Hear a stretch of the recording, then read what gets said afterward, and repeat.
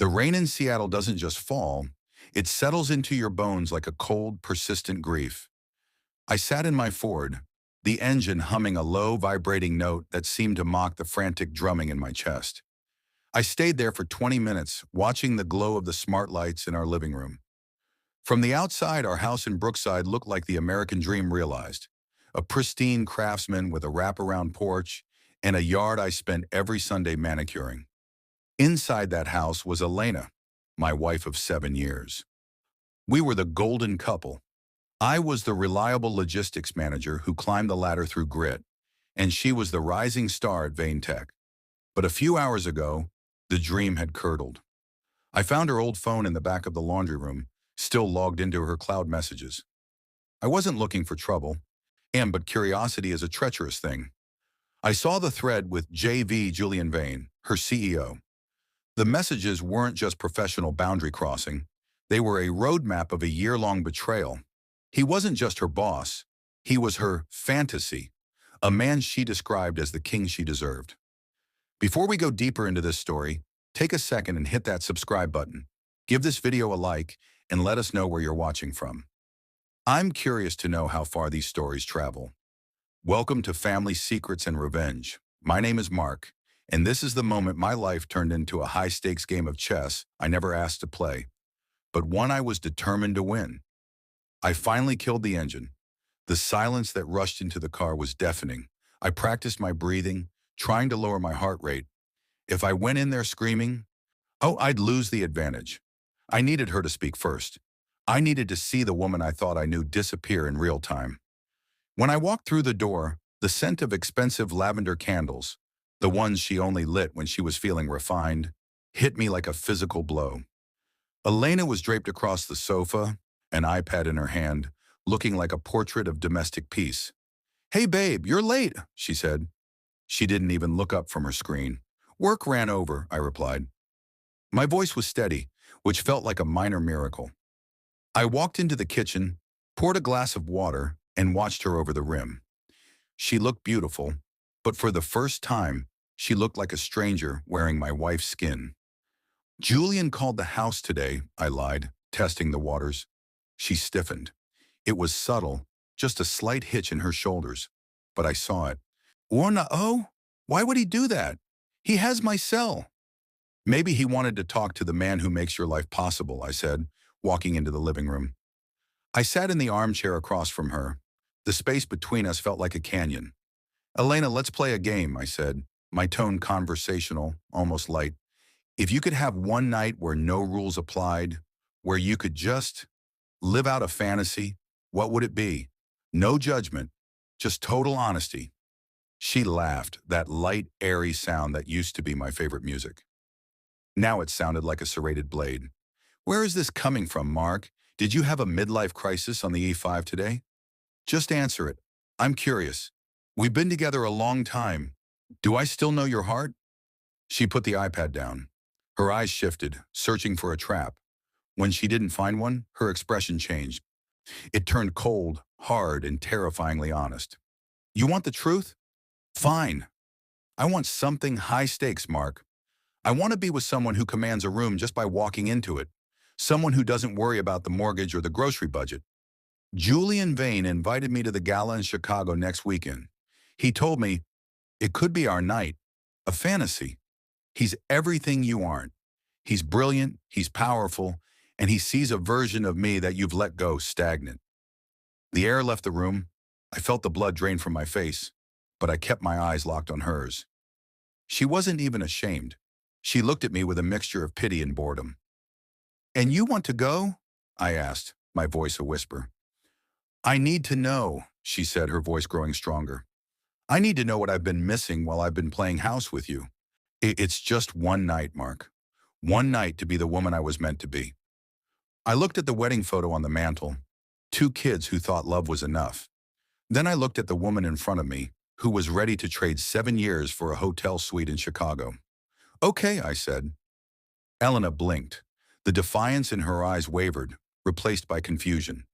"Okay, that's it? You're not going to fight? You're not going to beg me to stay?" "No," I said, standing up. "If he's your fantasy, go live it. I won't stand in the way of your destiny. Go to Chicago. Spend the night with him. Before we continue, take a second and share your thoughts so far on this story below. I read every single one. If you were in Mark's shoes sitting across from a spouse who just admitted their fantasy was someone else, would you have walked out right then? Or stayed to see the hand play out? Let me know in the comments. I didn't stay in the house that night. I packed a small bag and checked into a nondescript motel off the highway. It smelled of stale cigarettes and industrial cleaner, but it was the most honest place I'd been in years. I sat at the small laminate desk with my laptop and a burner phone. Elena thought I was just a logistics manager. What she forgot was that my job involved managing the movement of goods for the most powerful corporations in the Northwest, including Vane Tech. I knew their supply chain better than Julian did, and I knew the rumors. You don't grow as fast as Julian Vane did without cutting corners. I spent the next 72 hours reaching out to ghosts. I contacted Sarah, the former CFO who had retired abruptly last year. Mark, I haven't heard from you since the merger, she said, her voice guarded. I need the truth, Sarah, about the Macau transfers. I know Julian wasn't just moving hardware. There was a long silence. Then, if I talk, I need protection. I'm not looking to go to the papers, Sarah. I'm looking to go to the board. And I have the logistics data to back up your bank records. For 3 days, I lived on black coffee and adrenaline. Sarah started sending files, encrypted PDFs that painted a picture of a man drowning in his own ego. Julian Vane had been using Vane Tech's offshore logistics accounts to shuffle money into private gambling junkets. He was essentially using the company's shipping fleet as a giant laundry machine. While Elena was at home, likely packing her best lingerie for her fantasy, I was mapping out the exact moment Julian's empire would crumble.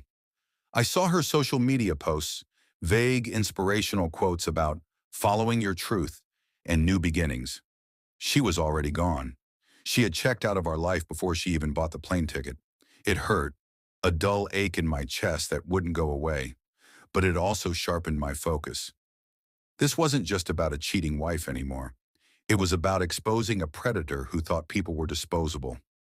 Friday morning arrived. I went back to the house to pick up some files. Elena was in the foyer, standing next to a designer suitcase I didn't recognize. She was wearing a trench coat, looking like she was stepping out of a noir film. I'm leaving for the airport, she said. Her voice was cold, devoid of the warmth we had shared for years. I know, I said. I hope it's everything you dreamed of. Don't be bitter, Mark. It doesn't suit you. Maybe when I get back, we can talk about a civilized way to end this. Oh, I think it will be very civilized, I replied. I watched her get into the Uber. She didn't look back. Not once. She was heading to the Grand Regency in Chicago, to the arms of a man she thought was a god. She didn't know the god was about to be cast down. I was on the next flight out. I didn't go to the Regency. I went to a small private office building in the Loop. Waiting for me were 3 of Vane Tech's biggest institutional investors. These were men and women who dealt in billions, and they didn't like surprises. You have 10 minutes, Mr. Sterling, the lead investor, a man named Arthur Miller, told me. Or I didn't need 10. I opened my laptop and showed them the discrepancy between the shipping manifests and the capital outflows. I showed them the Macau signatures. Julian is planning to announce a massive merger tonight at the gala, I said. He needs that merger to hide the missing $20 million. If you let him sign those papers, your investment is forfeit the moment the SEC does a routine check. Miller looked at the screen, his face turning to stone. And you have the original logs? I do. And I have the CFO ready to testify. The Grand Regency ballroom was a sea of black ties and silk gowns. The air was thick with the scent of lilies and expensive perfume. I watched from the mezzanine, hidden behind a decorative pillar. Then I saw them. Julian Vane walked in like he owned the world, his chest out, a smug grin on his face. And on his arm was Elena. She was wearing a midnight blue dress that caught every light in the room. She looked radiant, her head held high, soaking in the stares of the elite. She looked like she had finally arrived. I felt a pang of genuine sorrow for her. She had traded a real life for a costume party. She was standing on the deck of the Titanic, cheering for the iceberg. Before we go deeper, I would love to hear your point of view. Tell me what part hits you the hardest in my story and share your thoughts in the comments. Is Elena's betrayal worse because of the physical act or because she looked her husband in the eye and told him he wasn't enough? The music shifted to a triumphant fanfare. Julian stepped onto the podium, the Vane Tech logo shimmering behind him on a massive LED screen. He adjusted the microphone to basking in the applause. "Ladies and gentlemen," Julian began, his voice smooth as silk, "tonight is about vision. It's about the courage to reach for what we want, regardless of the cost. Tonight I announce the future of Vane Tech." Elena was standing right at the foot of the stage, looking up at him with a gaze so full of adoration it made my stomach turn. She was ready to be the queen of his new empire. "But before we get to the merger," Julian continued, "I want to thank someone who has reminded me what it means to have passion." He looked right at Elena. The crowd followed his gaze. She glowed under the attention. At that exact moment, Arthur Miller and two other board members walked onto the stage from the wings. They weren't smiling. Julian stopped mid-sentence. "Arthur, this isn't part of the program." Miller didn't use the microphone, but in the sudden silence of the room, his voice carried. "The program has changed, Julian. We need to have a word in the green room. Now." "I'm in the middle of a keynote," Julian hissed, his microphone still live. The sound echoed through the ballroom. "You're in the middle of a federal investigation," Miller replied. The room erupted into whispers. Julian's face went from bronzed confidence to a sickly, ashen gray. He looked at the wings, where two men in dark suits, federal agents I had alerted through Miller, were waiting. Julian was led off the stage, his gait stumbling, the king suddenly looking like a cornered rat. Elena stood there frozen as the crowd began to pull away from her like she was infectious. The spotlight was still on the spot where she stood, but the man she was looking at was gone. I walked down the mezzanine stairs and stepped into the ballroom. I walked through the parting crowd until I was standing right in front of her. "How's the fantasy going, Elena?" I asked. She spun around, her eyes wide with terror and confusion. "Mark? What, what did they do to him? What's happening?" "The truth is happening," I said. "It's a bit brighter than you expected, isn't it?" You did this?" she whispered. Her voice was trembling, her hands shaking so hard she dropped her clutch bag. "I didn't make him a criminal, Elena. I just stopped being the person who looked the other way, while people like him took what didn't belong to them, including my wife." "Mark, please," she said, stepping toward me. "He lied to me. He told me he was moving the company to the top. I didn't know." "You knew enough," I said. "You knew he wasn't yours to have, and I wasn't yours to discard. You wanted one night with your fantasy. Well, the night is over, and look at what's left." I turned and walked away, leaving her standing in the center of the ballroom, a queen with no kingdom and no way home. I spent the night in a quiet hotel, watching the news. CEO of Vane Tech arrested for embezzlement and wire fraud. The images showed Julian being led away in handcuffs, a jacket draped over his head to hide his face. My phone was blowing up. Elena called 26 times. She sent texts ranging from furious insults to pathetic pleas for forgiveness. "Mark, I'm at the hotel. They've locked Julian's suite. My clothes are inside.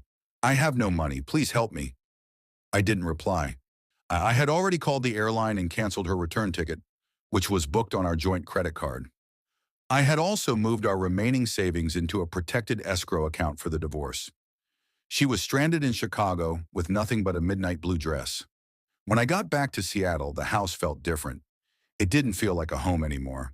It felt like a museum of a life that had been a lie. I spent the day with my lawyer. "In the state of Washington, assets are typically split 50-50, he told me.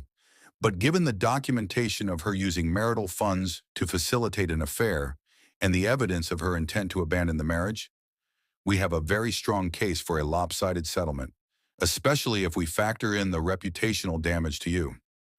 "I don't want to ruin her," I said. "I just want her out of my life. I want the house sold and the chapter closed." 3 months later, Elena was living with her mother in a small town 2 hours outside the city.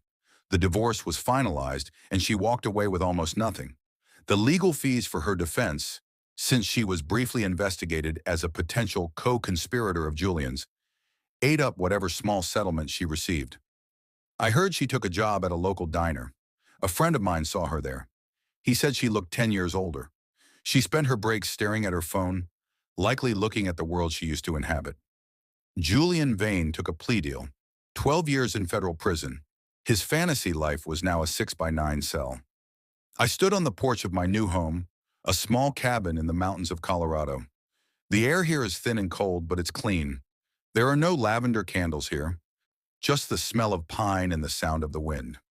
I received a letter from Elena last week. It wasn't an apology. It was a long, rambling justification of why she did what she did. She claimed she was lost and that I had pushed her into Julian's arms by being too stable, too boring. I didn't feel anger when I read it. I felt nothing.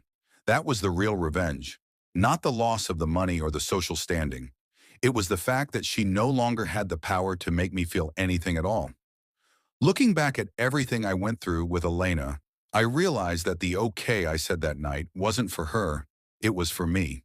It was the moment I gave myself permission to be happy without a liar in my bed. If you've ever had to make a hard choice to save your own soul, tell me your story in the comments. The sun began to set over the Rockies, painting the sky in shades of bruised purple and gold. My life is quiet now, but it's mine. I started a new firm, Sterling Logistics Consulting. We help companies find the rot before it spreads. I'm good at it. I met a woman named Claire a few months ago. She's a park ranger. We go for long hikes, and we talk about things that matter. Not fantasies or empires, but the truth of the world. Elena's one night cost her everything. My one night gave me back my freedom. Thank you for joining me for this story on family secrets and revenge. It's stories like these that remind us that integrity matters and that the grass isn't always greener on the other side. It's usually just artificial turf covering a sinkhole. If this story resonated with you, please hit that like button. So subscribe to our channel, Family Secrets and Revenge, and share this video with someone who needs to hear it. We'd love to hear your overall thoughts on Mark's journey and Elena's downfall in the comments below.